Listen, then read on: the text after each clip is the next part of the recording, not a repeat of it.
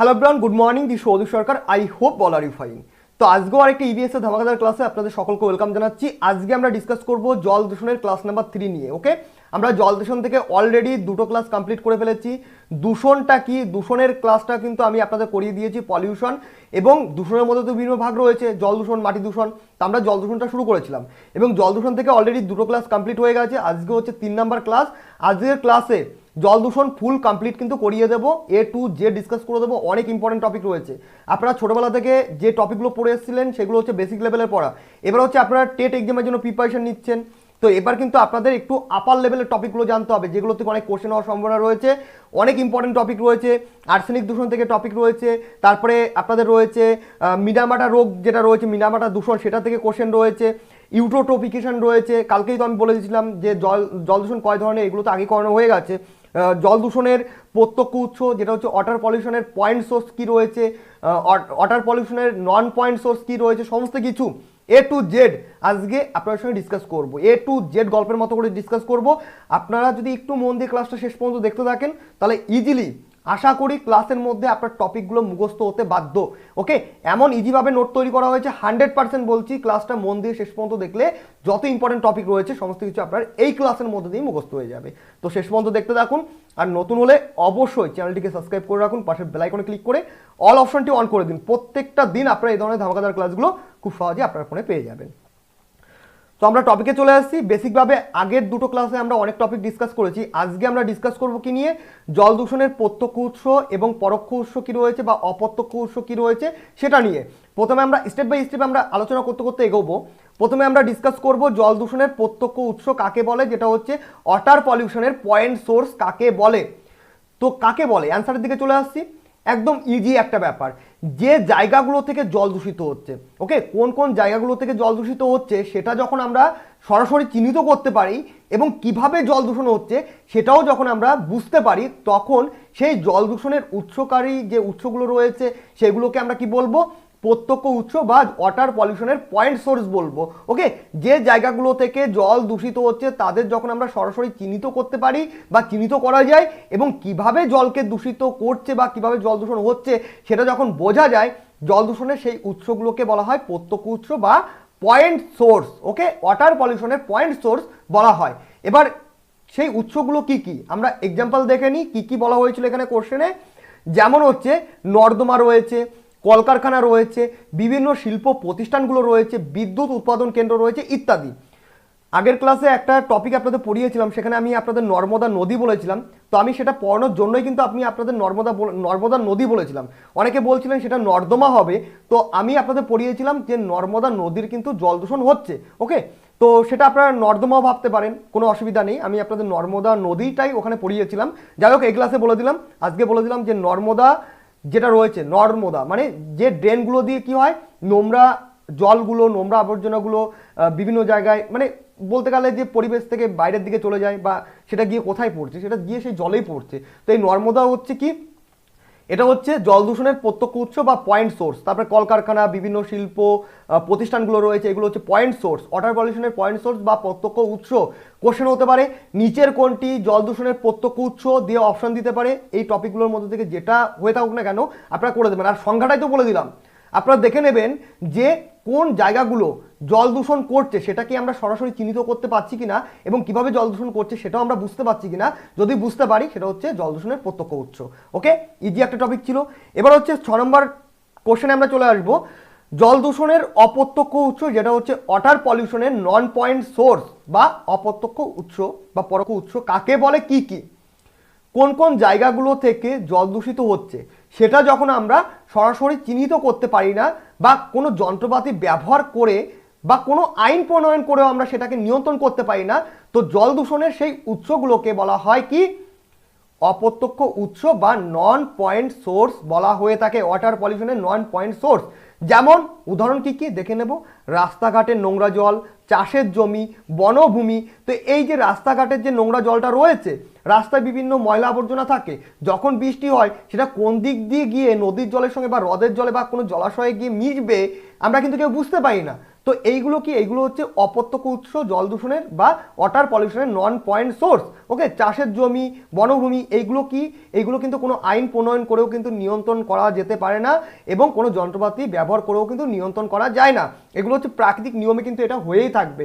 ওকে, আর আগের টপিকে আমরা পড়লাম যে জল দূষণের প্রত্যক্ষ উৎস বা ওয়াটার পলিউশনের যে পয়েন্ট সোর্সটা রয়েছে, এটা কিন্তু বিভিন্ন আইন এবং বিভিন্ন যন্ত্রপাতির দ্বারা কিন্তু এটাকে নিয়ন্ত্রণ করা যেতে পারে। ওকে, কোশ্চেন হতে পারে যে বিভিন্ন যন্ত্রপাতি এবং আইন প্রণয়নের দ্বারা কোন ধরনের জল দূষণকে বা কোন ধরনের জল দূষণের উৎসকে নিয়ন্ত্রণ করা যেতে পারে, তখন আপনারা অ্যান্সার করবেন প্রত্যক্ষ উৎসকে বা ওয়াটার পলিউশনের পয়েন্ট সোর্সকে নিয়ন্ত্রণ করা যেতে পারে, কিন্তু নন পয়েন্ট সোর্স যেটা রয়েছে সেটাকে কিন্তু নিয়ন্ত্রণ করা যেতে পারে না। পরের টপিকে চলে আসবো। এবার হচ্ছে আমরা ভেরি ইম্পর্টেন্ট একটা টপিক পড়বো, এটা কিন্তু ভেরি ভেরি ইম্পর্টেন্ট। বলা হয়েছে জীব রাসায়নিক অক্সিজেন চাহিদা, যেটা হচ্ছে বিওডি, টাইপিং মিস্টেক আছে, বিওডি কাকে বলে। তো এখানে আপনাদের জীব রাসায়নিক অক্সিজেন চাহিদার নামটা থেকে অনেকটা কনফিউশন লাগছে, অনেকে বুঝতে পারছেন না জিনিসটা কি। ইংরেজি নামটা বলে দিচ্ছি, বিওডি, অনেকে হয়তো একটু বুঝতে পারছেন, যেটা হচ্ছে biological oxygen demand. Okay, B for কি, B for biological, O for হচ্ছে অক্সিজেন, ডি ফর ডিমান্ড। এখান থেকে এমসিকিউ একটা ভেরি ইম্পর্টেন্ট একটা কোশ্চেন হয়ে থাকে যে বিওডির ফুল ফর্ম কি। যদি পরীক্ষায় কোশ্চেন দেওয়া হয় বা আপনাদের কাছে অ্যান্সার চাওয়া হয় যে বিওডির ফুল ফর্ম কি, তখন আপনারা কি বলবেন, বায়োলজিক্যাল অক্সিজেন ডিমান্ড, এটা কিন্তু ফুল ফর্ম বলে দেবেন, রাইট অ্যান্সার কিন্তু হয়ে যাবে। আর যদি বলে বায়োলজিক্যাল অক্সিজেন ডিমান্ডের বাংলা নামটা কি, তখন আপনারা কি বলবেন, জীব রাসায়নিক অক্সিজেন চাহিদা জিনিসটা কি, কাকে বলে, আমাদের তো পড়তে হবে, জানতে হবে। আমরা কি বেশিরভাগ বইতে আমরা এই টপিকগুলো শর্ট কোশ্চেনগুলো আমরা জানি, ডিটেলসে আমাদের জানতে হবে, না হলে আমরা বুঝবো কি করে যে কোনটা টপিক কি, কিভাবে অ্যান্সার হলো, জিনিসটা কি আমাদের তো জানতে হবে। সংজ্ঞায় চলে আসবো। ওকে, কাকে বলে জানিয়ে দেবো, সুন্দরভাবে জানিয়ে দেবো। বলা হয়েছে জল, দূষিত জলে কি হচ্ছে, জল দূষণ যখন হয়, তো জল দূষণ হলে সেটা দূষিত জল হয়ে যায়। তো দূষিত জলে জৈব পদার্থের জারণের প্রয়োজনীয় অক্সিজেনের চাহিদাকে বলা হয় জীব রাসায়নিক অক্সিজেন চাহিদা বলা হয়ে থাকে। এবার হচ্ছে আপনাদের অনেকটা বুঝতে কনফিউশন হলো, অনেকটা ডাউট রয়েছে যে জিনিসটা তো ভালো বুঝতে পারলাম না। কি হয়, আমরা যখন দূষিত জল যখন দেখি, জল যত দূষিত হবে সেই জলে ততটাই কিন্তু ব্যাকটেরিয়া ও অণুজীব কিন্তু জন্মগ্রহণ করবে। এই যে ব্যাকটেরিয়া রয়েছে এবং অণুজীবটা রয়েছে, এরা কোথায় জন্মগ্রহণ করে, এরা অবভিয়াসলি দূষিত জলে জন্মগ্রহণ করে। যে জলটা দূষিত সেই জলটায় এই ব্যাকটেরিয়া এবং অণুজীব জন্মগ্রহণ করবে। ওকে, আর জল যত দূষিত হবে তত সেই জলে ব্যাকটেরিয়া এবং অণুজীব জন্মগ্রহণ করতে থাকবে। তার মানে ব্যাকটেরিয়া এবং অণুজীবের সংখ্যায় কিন্তু এরা কিন্তু বাড়বে। ফলে কি হবে, তারা তো বেঁচে থাকতে হবে, তাদের তো বেঁচে থাকার প্রয়োজন রয়েছে। তো বেঁচে থাকতে গেলে তারা কি করে, জল থেকে অক্সিজেন গ্রহণ করে। আর জলে অক্সিজেন কিভাবে থাকে, দ্রবীভূত অবস্থায় থাকে। ওকে, তো জলে অক্সিজেন দ্রবীভূত অবস্থায় থাকে এবং তারা বেঁচে থাকার জন্য, তারা বলতে কারা, এই ব্যাকটেরিয়া এবং অণুজীব কোথায়, দূষিত জলে বেঁচে থাকার জন্য জলের সেই দ্রবীভূত অক্সিজেনগুলো তারা তাদের কাজে কিন্তু ব্যবহার করে। এবং জল যত দূষিত হতে থাকবে তত অণুজীব সংখ্যায় বাড়বে, তত তাদের অক্সিজেনের প্রয়োজন পড়বে। আর জলে যখন দ্রবীভূত অবস্থায় অক্সিজেন থাকে, জলের আরও উদ্ভিদ রয়েছে, তাদেরও অক্সিজেনের দরকার হয়। তো এই জন্য কি হয়, জলে একটা অক্সিজেনের ঘাটতি পড়ে, বা তাদের যে অক্সিজেনের চাহিদাটা, এই ব্যাকটেরিয়া এবং অণুজীব যখন সংখ্যায় বাড়তে থাকে, বাড়তে যখনই থাকবে, তাদের যখনই বংশবৃদ্ধি হতে থাকবে, তখনই তাদের অক্সিজেনের চাহিদাটাও বাড়বে। তো এই যে অক্সিজেনের চাহিদাটা বাড়ছে, তো এটাই হচ্ছে বিওডি, যেটা হচ্ছে বায়োলজিক্যাল অক্সিজেন ডিমান্ড, বাংলা নামটা হচ্ছে জীব রাসায়নিক অক্সিজেন চাহিদা। তাহলে জিনিসটা কি বুঝতে পারলেন। এবার চলে আসবো পরের পয়েন্টে। কি বলা হয়েছে, বিওডি, এখানে একটু টাইপিং মিস্টেক আছে, বিওডি বা বায়োলজিক্যাল অক্সিজেন ডিমান্ড এর মাত্রা অনুসারে জলের যে উৎকর্ষটা রয়েছে সেটিকে কয়েকটি ভাগে ভাগ করা যায়। কি কি ভাগে ভাগ করা যায়, কোন কোন ভাগে ভাগ করা যায় একটু দেখে নিই। এটা ভেরি ইম্পর্টেন্ট একটা টেবিল বা চার্ট। এখান থেকে বিভিন্নভাবে কিন্তু কোশ্চেন হতে পারে, বিভিন্ন পয়েন্ট থেকে কোশ্চেন হতে পারে। এখানে কটা পয়েন্ট রয়েছে, 4টে পয়েন্ট রয়েছে, 4টে পয়েন্ট থেকে কিন্তু কোশ্চেন হতে পারে। এবার পরীক্ষায় কোন 4টে পয়েন্টের মধ্যে থেকে কোন পয়েন্টটা আপনাদেরকে কোশ্চেন প্রোভাইড করে দেবে আমরা তো কেউ জানি না, তবে 4টে পয়েন্টই আমরা জেনে রাখবো। কি কি রয়েছে, বিওডি 1, যেটা হচ্ছে বায়োলজিক্যাল অক্সিজেন ডিমান্ড 1। এটা কি, এটা হচ্ছে খুব ভালো জল। তার মানে খুব ভালো জল, যে জলটা পিওর জল, যে জলে কোনো দূষিত পদার্থ নেই, যে জলটা দূষণ হয়নি, পিওর জল। ওকে, সেই জলটা কোন ক্যাটাগরিতে পড়ছে, সেটা হচ্ছে বিওডি 1-এ পড়ছে, যেটা হচ্ছে বায়োলজিক্যাল অক্সিজেন ডিমান্ড 1-এর ক্যাটাগরিতে পড়ছে বা তার মধ্যে পড়ছে। তারপর রয়েছে বিওডি 3, যেটা হচ্ছে বায়োলজিক্যাল অক্সিজেন ডিমান্ড 3। তার মানে এর মধ্যে কোন জলটা পড়ছে, সেটা হচ্ছে মোটামুটি ভালো জল, যে জলটা ভালোও না খারাপও না, মোটামুটি, ওকে, সেই জলটা পড়ছে বিওডি 3-র মধ্যে। তারপরে রয়েছে বিওডি 10, দূষিত জল, যে জলটা দূষিত, যে জলটা ভালো নয়, দূষিত জল, সেই জলটা পড়ছে বিওডি 10-এর মধ্যে বা বায়োলজিক্যাল অক্সিজেন ডিমান্ড 10-এর মধ্যে পড়ছে সেই জলটা। এবার হচ্ছে পরের পয়েন্টে চলে আসবো, 4 নম্বর পয়েন্ট, লাস্ট পয়েন্ট, বিওডি 20। তাহলে বিওডি 20-র মধ্যে কোন ধরনের জল পড়ছে, সেটা হচ্ছে যে জলটা খুব দূষিত, যে জলটার ভালোর কোনো চান্স নেই, সেটা খারাপের থেকেও খারাপ, ওকে, জঘন্যর থেকেও জঘন্য দূষিত, তো সেই জলটা পড়ছে বিওডি 20-র মধ্যে, বায়োলজিক্যাল অক্সিজেন ডিমান্ড 20-র মধ্যে পড়ছে।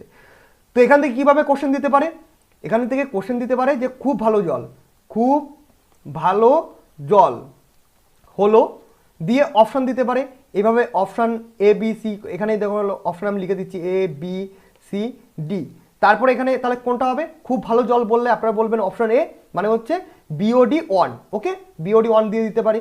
তারপরে যদি বলে মোটামুটি ভালো জল, তখন আপনারা বলবেন বিওডি 3, যেটা মোটামুটি ভালো জল। তারপরে কোশ্চেন দিতে পারে দূষিত জল কি, তখন আপনারা বলবেন কোন ক্যাটাগরিতে পড়ছে বা কোন লেভেলে পড়ছে বা কোন ক্যাটাগরির মধ্যে পড়ছে, সেটা হচ্ছে বিওডি 10-এর মধ্যে পড়ছে, আর বিওডি 20 সেটা হচ্ছে খুব দূষিত জল, ওকে। তো এইভাবে কোশ্চেন দিতে পারে, 4টে কোশ্চেন এখান থেকে হয়ে থাকে। আর আরেকটা ইম্পর্টেন্ট কোশ্চেন তো বলে দিলাম যে বিওডির ফুল ফর্ম কি, তখন বলবেন বায়োলজিক্যাল অক্সিজেন ডিমান্ড, আর বাংলা নাম বললে বলবেন জীব রাসায়নিক অক্সিজেন চাহিদা, ওকে। তারপরে চলে আসবো ইউট্রোফিকেশন, এটা হচ্ছে ভেরি ইম্পর্টেন্ট একটা টপিক, নতুন একটা টপিক, অনেক হয়তো জানতেন না যে ইউট্রোফিকেশনটা কি। ইউট্রোফিকেশন যখন পড়তে যাবেন, তখন ইউট্রোফিকেশন যে নামটা রয়েছে, যে শব্দটি রয়েছে, এটা সম্পর্কে একটু ভালো করে জানতে হবে, কোশ্চেন হতে পারে। কি ধরনের টপিকগুলো জানতে হবে, এই যে ইউট্রোফিকেশন শব্দটি রয়েছে, এটা কি শব্দ, এটা কি শব্দ, হট করে অনেকেই বলে দেবে গ্রিক শব্দ, এটা কিন্তু গ্রিক শব্দ নয়। ইউট্রোফিকেশন শব্দটি কিন্তু গ্রিক শব্দ নয়, তাহলে কি শব্দ, এটা হচ্ছে ইংরেজি শব্দ। তাহলে ইউট্রোফিকেশন কথাটি ইংরাজি শব্দ, ওকে, বা ইংরাজি ইউট্রোফিকেশন শব্দটি হচ্ছে ইংরাজি শব্দ। তবে ইংরাজি শব্দ ইউট্রোফিকেশন, এটা কোথা থেকে উৎপত্তি হয়েছে, কোন শব্দ থেকে এসছে, তখন অ্যান্সার করবেন গ্রিক শব্দ থেকে এসছে। তাহলে গ্রিক কোন শব্দ থেকে এসছে, এটা হচ্ছে ইউট্রোফি শব্দ থেকে এসছে। তার মানে ইউট্রোফিকেশন শব্দটি হচ্ছে গ্রিক শব্দ ইউট্রোফি, গ্রিক শব্দ ইউট্রোফি শব্দ থেকে ইংরাজি শব্দ ইউট্রোফিকেশন কথাটি এসছে বা শব্দটি এসছে। ক্লিয়ার, এই কোথা থেকে এসছে বা উৎপত্তি কিভাবে, এই কনসেপ্টগুলো তো বুঝতে পারলেন। এবার হচ্ছে ইউট্রোফিকেশনটা কি, এটা আমরা দেখে নেব। কি বলা হয়েছে, ইউট্রোফিকেশন হলো হ্রদের তলদেশে জৈব পদার্থ ক্রমাগত কি হচ্ছে জমা হওয়ার ফলে হ্রদ ভরাট হওয়ার যে পদ্ধতিটা রয়েছে, ইউট্রোফিকেশন হচ্ছে হ্রদের তলদেশে জৈব পদার্থ ক্রমাগত বা ক্রমশ জমা হওয়ার ফলে হ্রদ রয়েছে সেটা কি হচ্ছে, সেটা ভরাট হচ্ছে। তো সেই যে ভরাট হওয়ার পদ্ধতিটা রয়েছে, সেই পদ্ধতিতে হ্রদ কি হচ্ছে, মজে গিয়ে অগভীর জলাভূমিতে পরিণত হয়, তো সেটা হচ্ছে ইউট্রোফিকেশন। এই যে বড় বড় পুকুর রয়েছে, ইউট্রোফিকেশনের ফলে কিন্তু বড় বড় পুকুরগুলো কিন্তু ডোবায়ও পরিণত হয়। তো এখান থেকে আপনারা ব্যাপারটা বুঝতে পারলেন না যে ইউট্রোফিকেশনটা কি, মাথায় ঢুকলো না। এবার হচ্ছে ইউট্রোফিকেশন কেন হয় সেটা আমরা একটু দেখে নিই, যে ইউট্রোফিকেশন কেন হয়।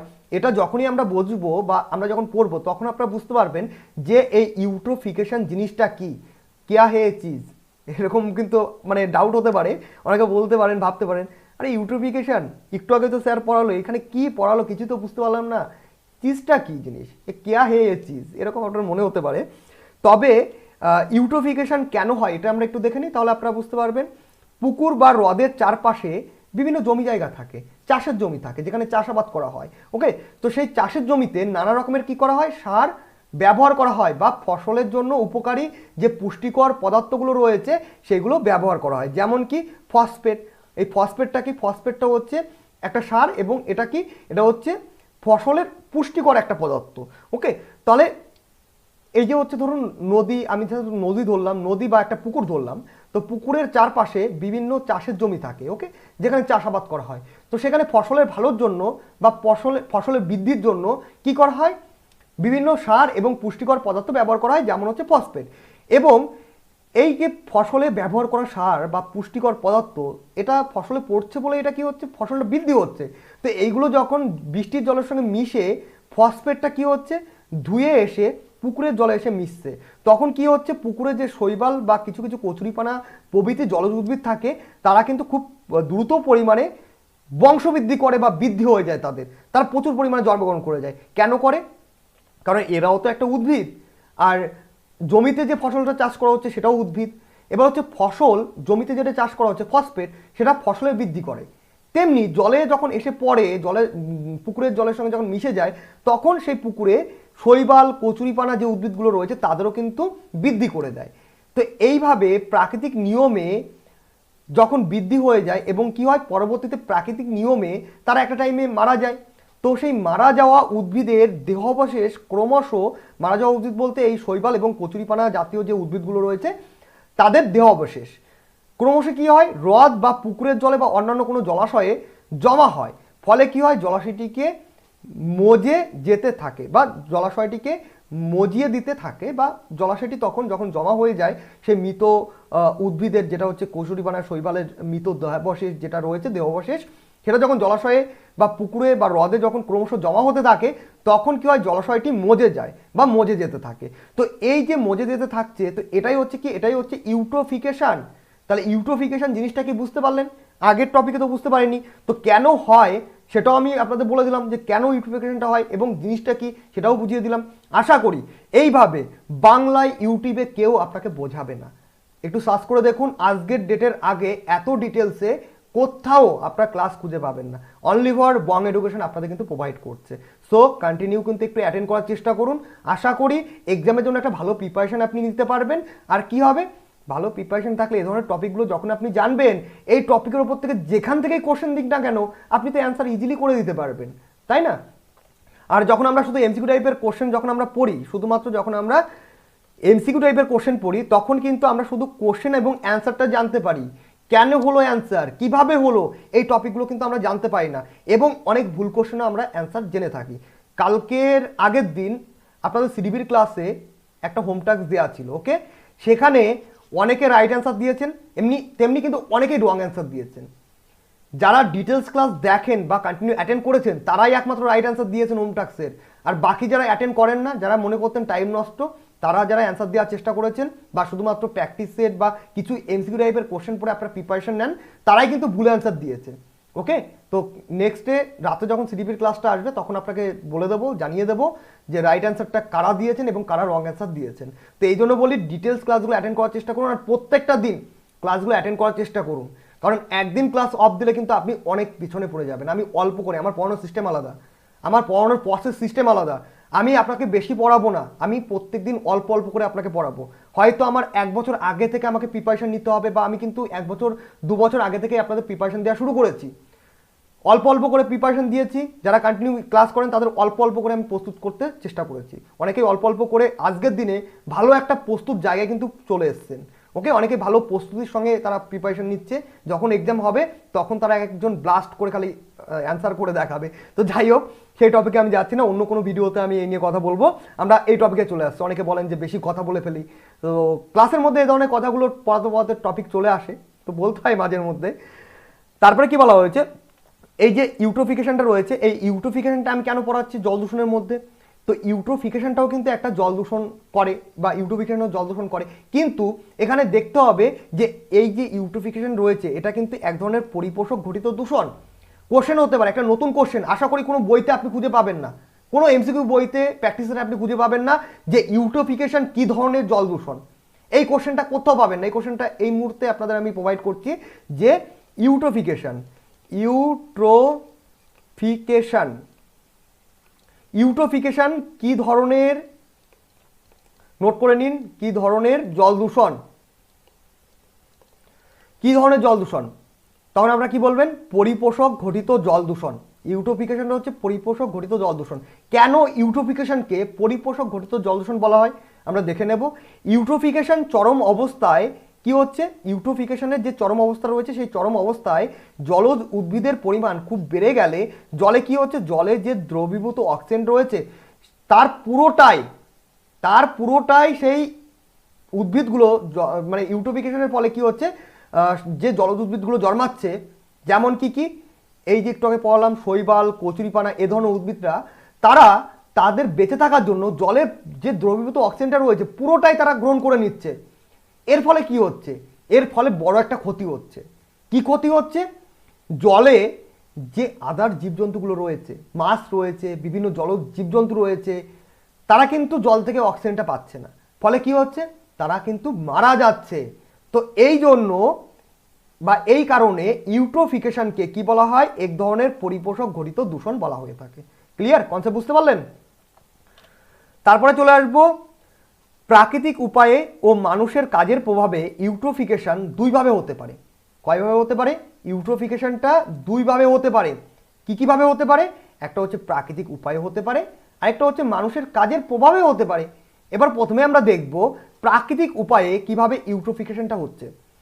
ভূমিক্ষয়ের ফলে মাটি তার উর্বর পদার্থ সমেত পুকুর বা হ্রদের জলে বা অন্যান্য জলাশয়ে মিশে থাকলে বা মিশতে থাকলে তখন কিন্তু ইউট্রোফিকেশন সৃষ্টি হয় বা ইউট্রোফিকেশন হয়।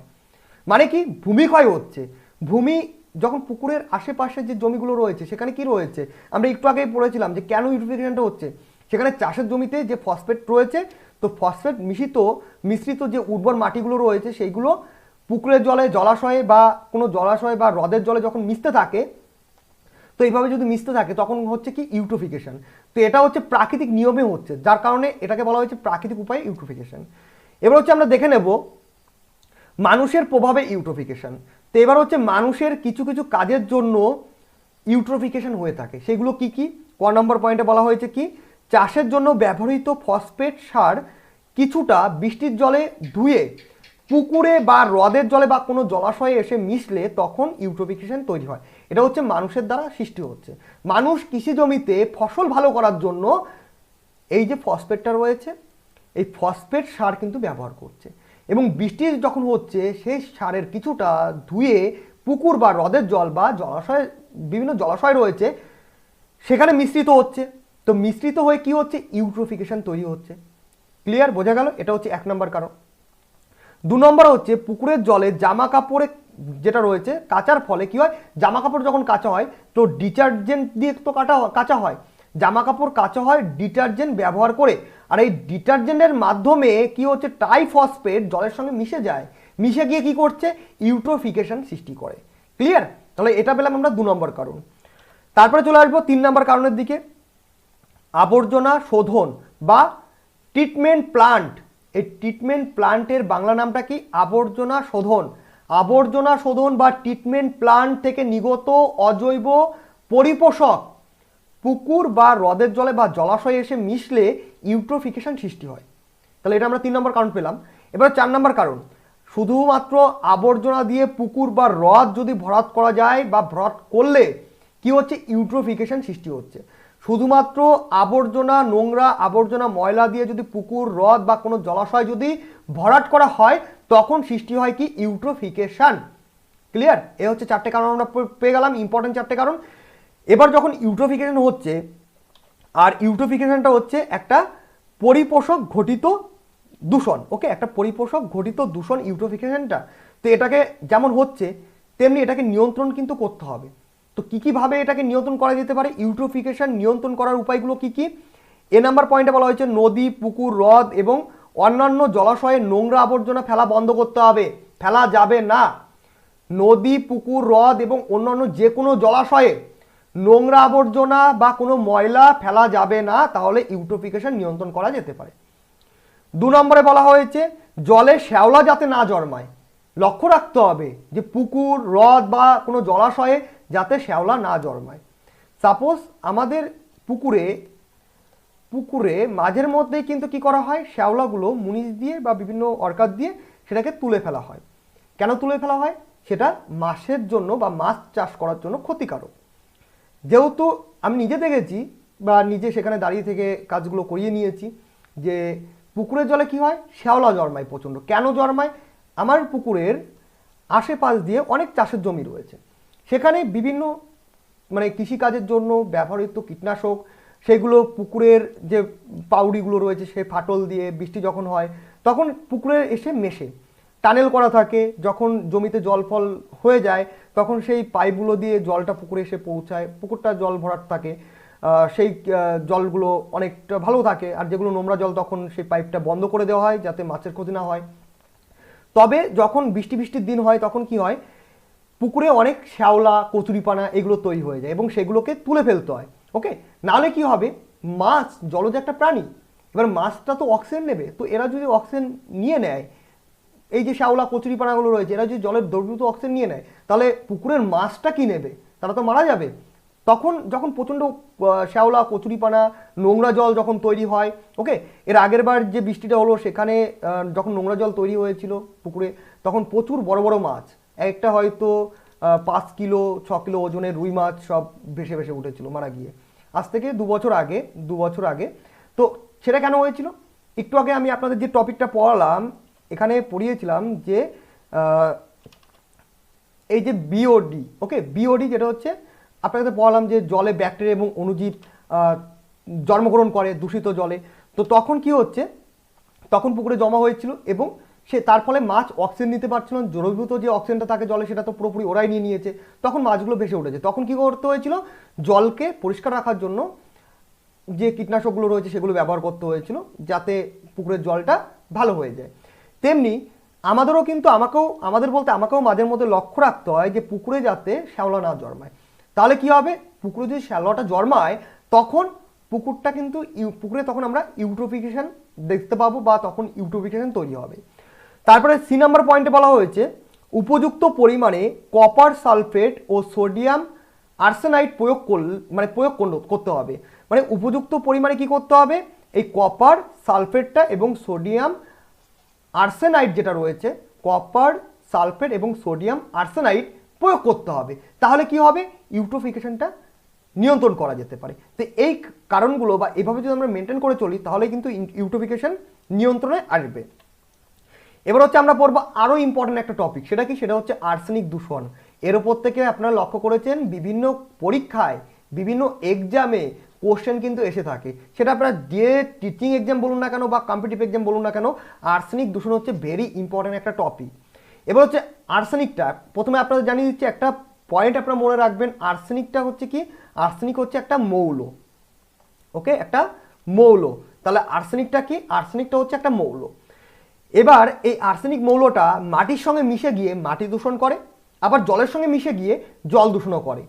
তবে আমরা এখন জল দূষণ পড়ছি, তো আমরা জল দূষণ নিয়েই পড়বো যে আর্সেনিক দূষণ কিভাবে হয়ে থাকে জলের সঙ্গে মিশে। আর মাটি দূষণ যখন পড়বো তখন আমরা সেই টপিকগুলো পড়ে নেব। তো আগে আমরা জল দূষণের দিকে চলে আসছি। অতিরিক্ত আর্সেনিক মাটি বা জলকে দূষিত করলে তখন আমরা বলি কি, তাকে আর্সেনিক দূষণ বলি। কোশ্চেন হতে পারে আর্সেনিক দূষণ কাকে বলে, তখন আপনারা কি বলবেন, অতিরিক্ত আর্সেনিক মাটি বা জলকে দূষিত করে বা মাটি বা জলের সঙ্গে যখন মিশে গিয়ে মাটি বা জলকে দূষিত করে তখন আমরা তাকে বলি আর্সেনিক দূষণ। ওকে, তাহলে আর্সেনিক হচ্ছে একটা মৌল, শুরুতেই মনে রাখতে বলেছিলাম, মনে রাখবেন আর্সেনিক হচ্ছে একটা মৌল। ধাতুর সঙ্গে বিক্রিয়া করে আর্সেনিক বিভিন্ন ধাতব যৌগ তৈরি করতে পারে। তার মানে এই আর্সেনিক হচ্ছে একটা মৌল, আর এই আর্সেনিক মৌলটি কার সঙ্গে, ধাতুর সঙ্গে বিক্রিয়া করে আর্সেনিক বিভিন্ন ধরনের ধাতব যৌগ তৈরি করতে পারে। তার মানে কোন কোন ধাতব যৌগ তৈরি করতে পারে সেগুলো আমরা দেখে নিচ্ছি। আর্সিন গ্যাস, ওকে, 1 নম্বর। 2 নম্বর হচ্ছে আর্সিনাইটিস, ওকে, আর্সিন গ্যাস হচ্ছে 1 নম্বর পেলাম। 2 নম্বর হচ্ছে আর্সিনাইটিস। 3 নম্বর হচ্ছে আর্সেন অক্সাইড। 4 নম্বরটা কি, 4 নম্বরটা হচ্ছে আর্সিনেটস। তাহলে এই যে ধাতব যৌগগুলো এগুলো কে তৈরি করে, এইগুলো তৈরি করে আর্সেনিক নামক মৌলটি। ওকে, আর্সেনিক হচ্ছে একটা মৌল। তো আর্সেনিক মৌলটি এই যে ধাতব যৌগগুলো তৈরি করে। এবার হচ্ছে কিভাবে তৈরি করে, সেটা হচ্ছে বিভিন্ন ধাতুর সঙ্গে বিক্রিয়া করে, ওকে, ধাতুর সঙ্গে বিক্রিয়া করে এই ধাতব যৌগগুলো তৈরি করছে। তো এই ধাতব যৌগগুলোর নাম বললাম, এই ধাতব যৌগগুলো কি হচ্ছে, এগুলো উদ্ভিদ, প্রাণী, মানুষ ও পরিবেশকে ক্ষতি করে। ওকে, বোঝা গেল। এবার হচ্ছে পরে চলে আসবো, আর্সেনিক যেমন অতিরিক্ত পরিমাণে মাটির সঙ্গে মিশে মাটিকে দূষণ করে, তেমনি জলের সঙ্গে মিশে অতিরিক্ত পরিমাণে জলের সঙ্গে মিশে কি করছে, জল দূষণও করছে। বিষাক্ত ও ক্ষতিকারক হওয়া সত্ত্বেও আর্সেনিক বিভিন্ন কাজে ব্যবহৃত হয়। আমরা কি জানি, আর্সেনিকটা হচ্ছে বিষাক্ত, আর্সেনিকের ফলে অনেক রোগ হয়ে থাকে এবং ক্ষতিকারক, মানব, উদ্ভিদ, প্রাণী সবার জন্য ক্ষতিকারক, পরিবেশের জন্য ক্ষতিকারক। তবে এই ক্ষতিকারক মৌলটি বিষাক্ত বা ক্ষতিকারক হতে পারে, তা সত্ত্বেও আর্সেনিক কিন্তু বিভিন্ন কাজে ব্যবহৃত হয়। কি কি কাজে ব্যবহৃত হয়, এগুলো আপনারা সুফল বলতে পারেন, এক কথায় বলতে পারেন সুফল, আর্সেনিকের সুফল। বিভিন্ন কাজে ব্যবহার হচ্ছে, ভালো কাজে ব্যবহার হচ্ছে। 1 নম্বর পয়েন্টে বলা হয়েছে কৃষিকাজে কীটনাশক হিসেবে ব্যবহৃত হয়। 2 নম্বরে বলা হয়েছে কাষ্ঠশিল্পে কাঠ সংরক্ষক রাসায়নিক উপাদান হিসেবে ব্যবহার হয়। 3 নম্বরে বলা হয়েছে ইলেকট্রনিক শিল্প, রং উৎপাদন শিল্প, ঔষধ শিল্প, সাবান উৎপাদন, ব্যাটারি নির্মাণ, কাচের সামগ্রী উৎপাদন ইত্যাদি কাজে ব্যবহৃত হয় কে? আর্সেনিক নামক মৌলটি। তারপরে হচ্ছে 4 নম্বরে বলা হয়েছে পশুপালনের কাজে রোগ নিবারণকারী উপাদান হিসাবেও কিন্তু আর্সেনিক ব্যবহার হয়ে থাকে। তাহলে এইগুলো পেলাম আমরা আর্সেনিকের ব্যবহার। ওকে, এবার হচ্ছে আমরা ক্ষতির দিকটা একটু দেখে নেবো, কীভাবে একটু ক্ষতি করছে বেসিকভাবে জেনে নিই। সম্পত্তি বা রিসেন্ট, বর্তমান সময়ে বা সম্পত্তি রিসেন্ট আপনারা ভাবতে পারেন। ওকে, রিসেন্ট বা সম্প্রতিকালে পৃথিবীর বিভিন্ন দেশে আর্সেনিক দূষণ ঘটনার আর্সেনিক দূষণের ঘটনা কিন্তু বেড়েই চলেছে। আমরা দেখতে পাচ্ছি বর্তমানে পৃথিবীর বিভিন্ন দেশগুলোতে আর্সেনিক দূষণের ঘটনা কিন্তু দিন দিন কিন্তু বেড়েই চলেছে। যেমন কোন দেশগুলোতে বেশি হচ্ছে? Taiwan, Mexico, Chile, Argentina, Bharat, Bangladesh ইত্যাদি দেশগুলোতে আর্সেনিক দূষণ দিন দিন বেড়েই চলেছে। তো আমরা হচ্ছে ভারতের বাসিন্দার, আমরা ভারতে একটু দেখে নেব। ভারতের আমরা কোথায় বাস করি? পশ্চিমবঙ্গে। পশ্চিমবঙ্গের একটু আর্সেনিক দূষণ সম্পর্কে আমরা জেনে নিই। অতিরিক্ত মাত্রায় আর্সেনিক যুক্ত জল পশ্চিমবঙ্গের বেশ কয়েকটি জেলা যেটা রয়েছে সেই জেলার মানুষজনকে ক্ষতি করছে বা জনস্বাস্থ্যের বিশেষ ক্ষতি করছে। কোন জেলাগুলোতে ক্ষতি করছে? পশ্চিমবঙ্গের কোন জেলাগুলোতে আর্সেনিক মানুষকে ক্ষতি করছে দেখে নেব, নোট করে নিন। উত্তর 24 পরগনা, দক্ষিণ 24 পরগনা, বর্ধমান, নদিয়া, মুর্শিদাবাদ, মালদহ ইত্যাদি জেলাগুলোয় কিন্তু আর্সেনিক দূষণ বেশি হয়ে থাকে এবং ইত্যাদি জেলাগুলোর মানুষজনকে কিন্তু আর্সেনিক বিভিন্নভাবে দূষণ করছে। জলের সঙ্গে মিশে আর্সেনিক দূষণ হচ্ছে, জল দূষণ করছে। সেই জলগুলো এই জেলাগুলোর মানুষগুলো বেশি খাচ্ছে, কারণ এই জেলাগুলোতে আর্সেনিকের পরিমাণটা বেশি রয়েছে। কতটা পরিমাণে রয়েছে? এই জেলাগুলিতে প্রতি লিটার দূষিত জলের মধ্যে আর্সেনিকের গড় পরিমাণ হচ্ছে 0.25 মিলিগ্রাম পার লিটার। এই যে জেলাগুলোর নাম আমি বললাম, এই জেলাগুলোর জলে প্রত্যেক লিটার জলে আর্সেনিকের পরিমাণ 0.25 মিলিগ্রাম। ওকে, 0.25 মিলিগ্রাম প্রত্যেকটা লিটার বা প্রতি লিটার জলে রয়েছে, যেখানে আর্সেনিক থাকা দরকার 0.05 মিলিগ্রাম পার লিটার জলে। আর্সেনিকের সর্বোচ্চ অনুমোদিত মাত্রা হচ্ছে 0.05 মিলিগ্রাম প্রত্যেক লিটার জলে। সেখানে এই জেলাগুলোতে প্রত্যেক লিটার জলে কত রয়েছে আর্সেনিকের পরিমাণ? সেটা হচ্ছে 0.25 মিলিগ্রাম। তার মানে 0.20 মিলিগ্রাম কিন্তু আর্সেনিক বেশি রয়েছে। তার মানে এই যে জেলাগুলো রয়েছে এখানকার জলগুলো কোন ক্যাটাগরিতে পড়ছে? যেটা বলেছিলাম, বায়োকেমিক্যাল, অক্সিজেন, ডিমান্ড 20, অতিরিক্ত মাত্রায় দূষিত জল রয়েছে। ক্লিয়ার? বোঝা গেল? এবার হচ্ছে একটু ক্ষতির দিকটা দেখে নিই, আক্রান্ত রোগব্যাধির দিকগুলো দেখে নেব। পশ্চিমবঙ্গের বিভিন্ন জেলায় আর্সেনিক দূষণের ফলে আক্রান্ত রোগীদের সংখ্যা কত? প্রায় 8 লক্ষ। পশ্চিমবঙ্গের বিভিন্ন জেলায় যেখানে আর্সেনিক দূষিত জল রয়েছে, তো সেই আর্সেনিক দূষণের ফলে রোগীদের সংখ্যা হচ্ছে প্রায় 8 লক্ষ। এদের মধ্যে থেকে 2 লক্ষ মানুষ গুরুতর চর্মরোগে ভুগছেন। কত মানুষ? 2 লক্ষ মানুষ। আর এই যে টপিকটা আমি এখানে অ্যাড করেছি আপনাদের পড়াচ্ছি, এটা হচ্ছে 2014 টু 17 রিপোর্ট অনুযায়ী, 2014 টু 17 রিপোর্ট অনুযায়ী। আর ফিউচারে রিসেন্ট যে রিপোর্টটা যদি আমার সামনে উঠে আসে বা আমি খুঁজে বের করতে পারি বা টপিকগুলো যদি খুঁজে পাই, নেক্সটে আপনাদের একটা ক্লাস প্রোভাইড করে দেবো। তো আপনারা সেই ক্লাস থেকে আপনারা পেয়ে যাবেন। তো কন্টিনিউ ক্লাসগুলো অ্যাটেন্ড করার চেষ্টা করুন। আর এই আর্সেনিকের পরিমাণটা কি হচ্ছে, নিয়ন্ত্রণ হচ্ছে, কাজ হচ্ছে। আর্সেনিক মুক্ত জল যেখানে সেই টিউবওয়েলগুলো তৈরি হচ্ছে, মেশিন লাগিয়ে শোধিত আর্সেনিক মুক্ত জলগুলো তৈরি হচ্ছে। এর ফলে আর্সেনিকের পরিমাণটা কখনো বেড়ে যায়, কখনো কমে যায়। তো এইগুলো হচ্ছে কারেন্ট অ্যাফেয়ার্সের মতো, কারেন্ট অ্যাফেয়ার্স যেটা রয়েছে কারেন্ট অ্যাওয়ারনেসের মতো। ওকে, যে রিসেন্ট যেটা রয়েছে সেটা আমাদের ফলো করতে হবে। তো আমি আপনাদের টপিক বোঝানোর জন্য, পড়ানোর জন্য আমি টপিকটা অ্যাড করেছি এবং আপনাদের জানিয়ে দিলাম, পড়িয়ে দিলাম। এবার হচ্ছে রোগের দিকে চলে আসবো। মানুষের ওপর আর্সেনিক দূষণের প্রভাব আলোচনা করতে বলা হয়েছে। কীভাবে মানুষের ওপর আর্সেনিক দূষণটা প্রভাব ফেলছে। আর্সেনিক জলের সঙ্গে মিশে বিভিন্নভাবে মানুষকে ক্ষতি করে ও মানবদেহে বিভিন্ন রোগের সৃষ্টি করে। বেসিকভাবে সকলেই জানি আর্সেনিক কি হচ্ছে, জলের সঙ্গে মিশে যাচ্ছে এবং সেই জলটা আমরা যখন পান করছি তখন আমাদেরকে বিভিন্নভাবে ক্ষতি করছে এবং আমাদের দেহে আর্সেনিক দূষণ হলে এবং সেই আর্সেনিক দূষণ যে দূষিত জলগুলো রয়েছে সেটা যদি আমরা পান করি, অবভিয়াসলি আমাদের রোগ ব্যাধি হবে। তো কী কী রোগ হচ্ছে বেসিকভাবে জেনে নিই। ফুসফুসে অ্যাজমা রয়েছে, ব্রঙ্কাইটিস রয়েছে ইত্যাদি রোগ সৃষ্টি করে। যকৃতে রোগ দেখা যায়। মানুষের ত্বক, নখ, চুলে আর্সেনিক সঞ্চিত হয়ে কি হচ্ছে, গায়ে ফুসকড়ি হতে পারে। হাতে পায়ে কালো দাগ, চুলকানি, ক্যান্সারও কিন্তু হতে পারে আর্সেনিক দূষণের ফলে। ওকে, এবার হচ্ছে এখানে আমি আপনাদের বললাম হাতে পায়ে কালো দাগ, এটা নিয়ে একটু ডিটেলসে বলে দিই, ভালো বুঝতে পারবেন। হাতে ও পায়ে যেটা রয়েছে, হাত এবং পায়ের নখে, হাতে ও পায়ে না, শুধু হাতে ও পায়ের নখে, হাতে ও পায়ের নখে অসংখ্য সাদা খাসকাটা দাগ যদি তৈরি হয়, তাহলে তাকে আমরা কি বলি? তাকে আমরা বলি মিজরেখা। এর ইংরেজি নামটা কি? এর ইংরেজি নামটা হচ্ছে অলচির মিজ লাইন। এই নামটা যদি পরীক্ষায় দেওয়া হয় যে অলচির মিজ লাইন কি, তখন আমি 100% শিওর যে আপনারা যারা স্টুডেন্ট আছেন ম্যাক্সিমাম 90% স্টুডেন্ট ভাববেন হয়তো নিরক্ষরেখার মতো কোনো একটা রেখা গেছে, তো সেই রেখাকে বলা হয় অলচির মিজ লাইন। অনেকে হয়তো এমন স্টুডেন্ট আছেন, আমি দেখেছি নিজের চোখে দেখা, যে অলচির মিজ লাইন কি আমি তাকে কোশ্চেন করাতে সে আমাকে বলতে নিরক্ষরেখা হবে, মানে এইরকম স্টুডেন্ট আছেন। কেন এই ধরনের কনফিউশনগুলো হয়? তারা ডিটেলস কেউ পড়েন না, বোঝেন না, শুধুমাত্র কোশ্চেন অ্যান্সার খুঁজতে যান, তো এই ধরনের কনফিউশনগুলো তাদের মধ্যে হয়ে থাকে। তো যাই হোক, বলদ স্টুডেন্ট আছেন যারা এরকম কমেন্ট করেন, সেটা আমি ওপেনলি বলছি, কারণ যেটা ট্রু সেটা বলতে আমি 1 মিনিটের জন্য পিছপা হব না, ট্রুটা সবসময়ের জন্য সামনেই বলবো।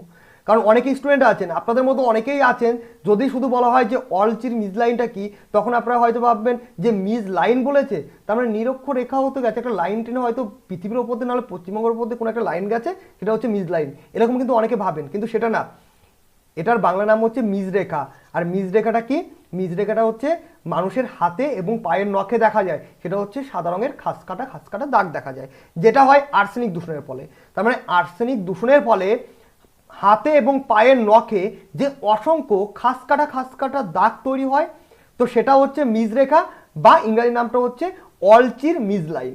আশা করি যারা এই পর্যন্ত দেখেছেন বা এই টপিকটা যারা দেখলেন, জীবনে কোনোদিন আপনি এই টপিকগুলো ভুলবেন না, কারণ এইভাবে সেইভাবেই বুঝে শুনে আপনাদের পড়ানোর চেষ্টা করি, যাতে আপনারা লাইফ টাইম মনে রাখতে পারেন। 4 নম্বর পয়েন্টে চলে আসবো। গায়ে ও মুখে নীলচে ছোপ দেখা যায়, সেটা হচ্ছে আর্সেনিক দূষণের ফলে।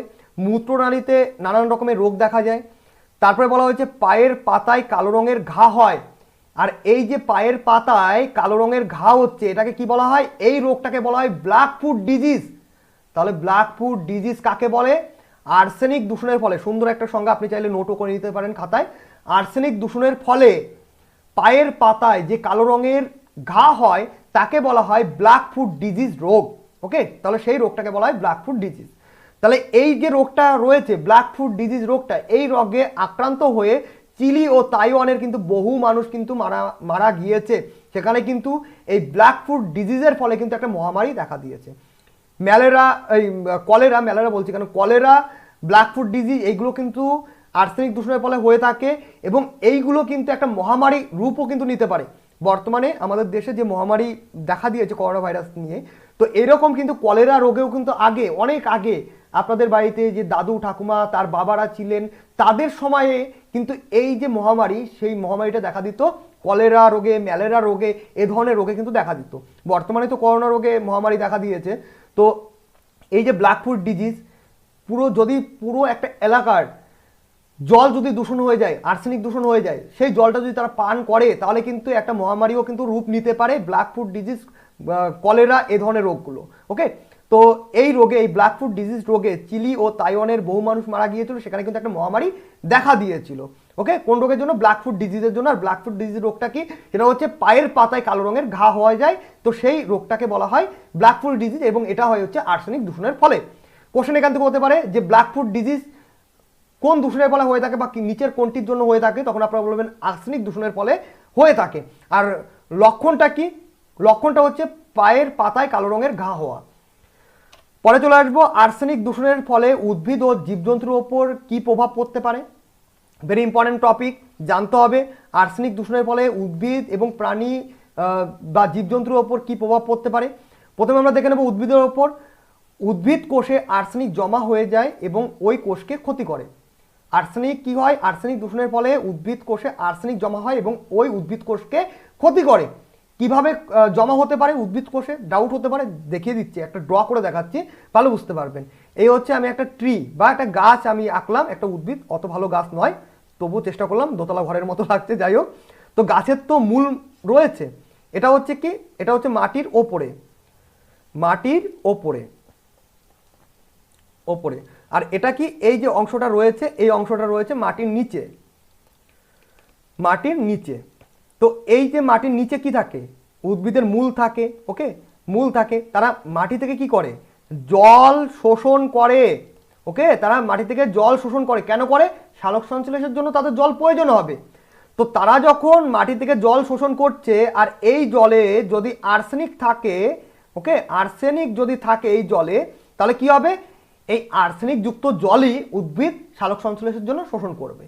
যখন শোষণ করবে তখন তার মূলের মধ্যে দিয়ে জলের সঙ্গে আর্সেনিকটাও তার দেহে প্রবেশ করবে, মানে উদ্ভিদ দেহে প্রবেশ করবে, এবং উদ্ভিদের যে কোষ রয়েছে সেই কোষে আর্সেনিকটা জমা বাঁধবে, জমাট হতে শুরু করবে।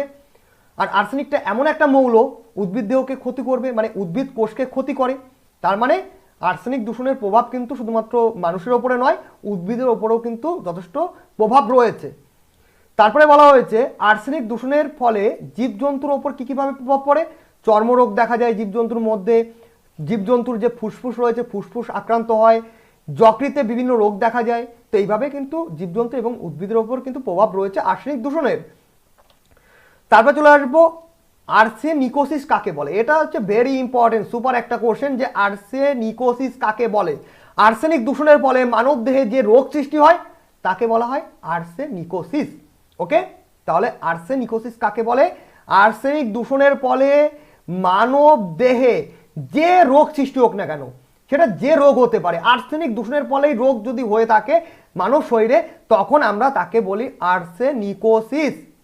তাহলে আর্সেনিকোসিসটা কি, আর্সেনিক দূষণের ফলে মানব শরীরে যে কোনো রোগ হতে পারে, আর যে রোগ হয়ে থাকুক না কেন তাকে, সেই যে রোগগুলো সৃষ্টি হচ্ছে সেই রোগকেই বলা হয় আর্সেনিকোসিস। এবার চলে আসবো মিনামাটা রোগ। তো মিনামাটা রোগটাও ভেরি ইম্পর্টেন্ট, এখান থেকে অনেক এমসিকিউ টাইপের কোশ্চেনও করানো হয়েছে, অনেকের কনফিউশন ছিল, আজকে ক্লিয়ার হয়ে যাবে। তো মিনামাটা রোগটি এর নামকরণ হয়েছে কেন, নামকরণের পেছনের যে তাৎপর্যটা, এটা হচ্ছে জাপানের একটা উপকূল ছিল, যে উপকূলের নাম ছিল মিনামাটা, এবং সেই মিনামাটা উপকূলের মানুষ এই রোগে আক্রান্ত হয়েছিল একটা রোগে, তাই সেখানকার নাম অনুযায়ী বা সেই এলাকার নাম অনুযায়ী মিনামাটা রোগের নামটি তৈরি করা হয়েছে। কেন সেখানকার মানুষ আক্রান্ত হয়েছিল, এই পারদ দূষণের ফলে, ওকে। এই পারদ হচ্ছে এমন একটা ক্ষতিকারক পদার্থ যেটা জলের সঙ্গে মিশে মানুষকে বিভিন্নভাবে ক্ষতি করতে পারে। আর মিনামাটা রোগটা যেটা হয়েছিল সেটা এই পারদটা জলের সঙ্গে মিশে গিয়ে মিনামাটা উপকূলের মানুষদের শরীরে প্রবেশ করে, এবং সেখানকার তার ফলে অনেক মানুষ রোগে মারা যায়। তাদের একটা রোগ হয়েছিল, যে রোগটার নাম দেওয়া হয়েছিল মিনামাটা রোগ, ওকে। তাহলে মিনামাটা রোগটা কি বোঝা গেল, পারদ দূষণের ফলে জাপানের সংলগ্ন যে মিনামাটা উপকূল এলাকা রয়েছে সেখানকার মানুষের শরীরে যে মারণ রোগের সৃষ্টি হয়েছিল সেই রোগের নাম হচ্ছে মিনামাটা রোগ। কেন হয়েছিল মিনামাটা রোগ, মিনামাটা রোগের পেছনে কারণটা কি ছিল, পারদ দূষণ ছিল, পারদ দূষণ ছিল, ওকে, পারদ দূষণ। এবং এই পারদটা জলের সঙ্গে মিশে গিয়ে মিনামাটা উপকূলবর্তী মানুষের শরীরে প্রবেশ করে এবং তাদের মধ্যে একটা রোগ সৃষ্টি করে, যে রোগে ফলে ওই উপকূলের মিনামাটা উপকূলের অনেক মানুষ মারা গেছিল, একটা মহামারীর মতো দেখা দিয়েছিল। তো তার জন্য সেই যে রোগটা দেখা দিয়েছিল সেই রোগকে বলা হয় মিনামাটা রোগ। এখান থেকে বিভিন্ন কোশ্চেন হতে পারে যে মিনামাটা রোগ কোন দেশে হয়েছিল, তখন আপনারা বলবেন জাপানে। যদি বলে মিনামাটা রোগ জাপানের কোথায় হয়েছিল, তখন আপনারা বলবেন মিনামাটা উপকূলে, ওকে, উপকূলবর্তী এলাকায়, বর্তী আপনারা বলতে পারেন, উপকূলবর্তী এলাকায় মিনামাটা রোগ হয়েছিল। কেন হয়েছিল, পারদ দূষণের ফলে, পারদ দূষণের ফলে মিনামাটা রোগ হয়েছিল, ওকে। তাহলে মিনামাটা থেকে একদম ফুল কমপ্লিটলি ডিসকাস করে দিলাম। এবার চলে আসবো জল দূষণের ফলে জীবাণু ঘটিত জলবাহিত রোগগুলি আলোচনা করো, বলা হয়েছে কোশ্চেনে, আলোচনা করতেই হবে, কোশ্চেনে বলেছে আলোচনা করতেই হবে। জল দূষণের ফলে যে জীবাণু ঘটিত জলবাহিত রোগগুলো রয়েছে, যে রোগগুলো জলের মাধ্যমে জীবাণু ঘটিত যে রোগগুলো জলের মাধ্যমে মানুষকে আক্রান্ত করে, সেই রোগগুলো নিয়ে আমরা আলোচনা করব। প্রথমে 1 নম্বর পয়েন্টে বলা হয়েছে এককোষী প্রোটোজোয়া ঘটিত রোগ। কি কি রয়েছে, অ্যামিবায়োসিস, আমাশয়, ডিয়াজিয়া, ওকে, ডিয়ারজিয়া ইত্যাদি রোগগুলো হচ্ছে এককোষী প্রোটোজোয়া ঘটিত রোগ। 2 নম্বরে বলা হয়েছে ভাইরাস ঘটিত রোগ। কি কি রয়েছে, হেপাটাইটিস এ এবং hepatitis E, very important, polio ইত্যাদি রোগগুলো হচ্ছে ভাইরাস ঘটিত রোগ। তারপরে 3 নম্বরে বলা হয়েছে জীবাণু ঘটিত রোগ। কি কি রয়েছে, টাইফয়েড রয়েছে, প্যারাটাইফয়েড রয়েছে, কলেরা রয়েছে, বাসিলারি রয়েছে, ওকে, কলেরা, বাসিলারি রয়েছে, ডিসেন্ট্রি রয়েছে ইত্যাদি রোগগুলো হচ্ছে জীবাণুঘটিত রোগ রয়েছে, যেগুলো জল দূষণের মাধ্যমে জলবাহিত রোগ এইগুলো। তারপরে 4 নম্বরে বলা হয়েছে কৃমি ঘটিত রোগ। ফিতা কৃমি ও গোল কৃমি থেকে হাইড্রেটিড রোগ সৃষ্টি হয়, ওকে, সৃষ্টি হতে পারে, যেটা হচ্ছে কৃমি ঘটিত রোগ। তাহলে রোগগুলো কনসেপ্ট ক্লিয়ার হলো।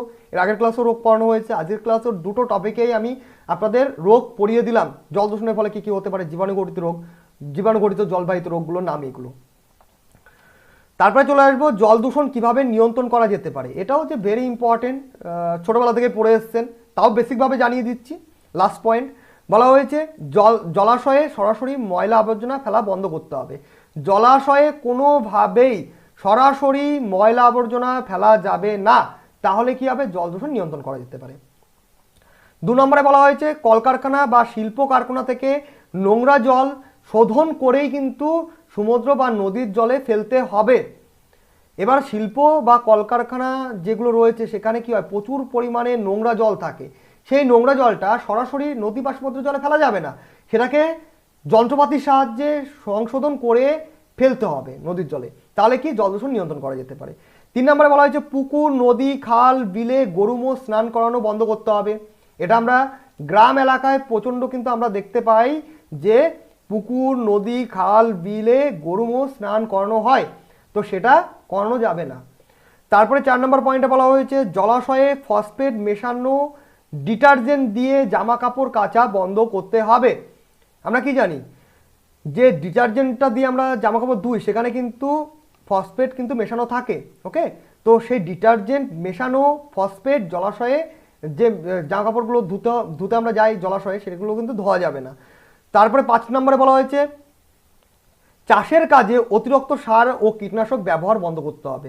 জৈব সারটা ইউজ করা খুবই ভালো হবে, খুবই বেটার হবে। চাষের কাজে অতিরিক্ত সার বা কীটনাশক ব্যবহার করা যাবে না, ব্যবহার করলেও তার একটা লিমিট বা একটা পরিমাণ নিয়ন্ত্রণ মতো বা একটু কম পরিমাণে ব্যবহার করতে হবে এবং জৈব সারটা বেশি ব্যবহার করতে হবে। তাহলে কি হবে, ওই যে বৃষ্টির জলে ধোয়া, সার ধোয়া জলগুলো পুকুরে পড়লেও অল্প পরিমাণে থাকলেও অতটা বেশি ক্ষতি হবে না। ক্ষতি তো কম বেশি প্রাকৃতিক কারণও হয়ে থাকে, তবে পুরোটা নিয়ন্ত্রণ না করা যাক, কিছুটা তো নিয়ন্ত্রণ করা যেতে পারে, কিছুটা তো এনভায়রনমেন্টকে, জলকে সেভ তো করা যেতে পারে না। জল হচ্ছে এমন একটা জিনিস, জল হচ্ছে আমাদের জীবন। জল কি, জল হচ্ছে আমাদের জীবন। জল ছাড়া আমরা এক মুহূর্ত বাঁচতে পারবো না। জল যদি কোনোভাবে খারাপ হয়ে যায়, পৃথিবী থেকে মানুষের নাম নিশান, মানুষ কেন, প্রাণী, উদ্ভিদ সমস্ত কিছু শেষ হয়ে যাবে। তার মানে জলকে দূষণমুক্ত রাখতে হবে আমাদের, ওকে। বিভিন্ন রকমের নানান রকম অ্যাক্টিভিটিস করতে হবে। আপনাদের সাপোর্টে ভালো জায়গায় যেতে পারলে এ ধরনের অনেক অ্যাক্টিভিটিস আমরাও চেষ্টা করব করার।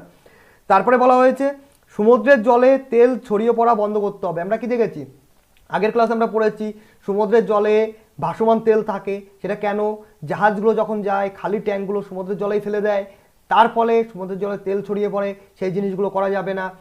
সমুদ্রের তলদেশ থেকে যে খনিজ তেলগুলো উত্তোলন করা হয়, যে পাইপগুলো ব্যবহার করা হয়, সেগুলো ভালো পরিমাণের পাইপ ব্যবহার করতে হবে যাতে লিকেজ না হয়, সেখান থেকে কোনোভাবে তেল যেন ছড়িয়ে না পড়ে, ওকে। তারপরে জাহাজগুলো নিয়ে যাওয়ার সময় ট্যাঙ্কগুলো ভালো করে চেক করে রাখতে হবে যাতে লিকেজ না হয়ে তেল না ছড়িয়ে পড়ে।